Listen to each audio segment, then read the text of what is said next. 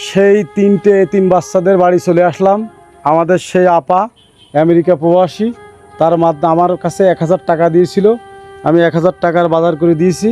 আপনারা যদি এরম প্রবাস থেকে দেশের বাইরে থেকে এরম অসহায় দরিদ্র মানুষের পাশে দাঁড়ান, দেখেন এই 3টা বাচ্চার কিন্তু বাবা নেই, ছোট্ট ছোট্ট বাচ্চা রেখে বাবা চলে গেছে। কি কি নিয়ে আসলাম আজকে আপনাদের দেখাবো।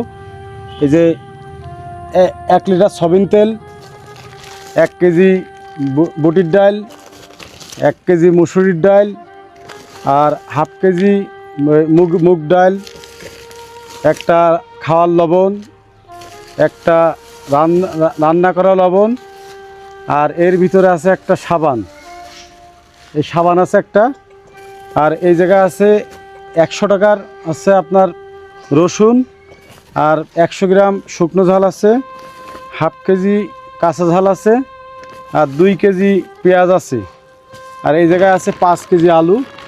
আমাদের সেই প্রবাসী আপুর জন্য অনেক অনেক দোয়া রইল। আলুটা একটু দেখেন 3টা এতিম বাচ্চার জন্য 1000 টাকার বাজার করে দিতে বলছিল। আমি ওনারে বলছিলাম, বলার পরে উনি এগুলো পাঠাইছে।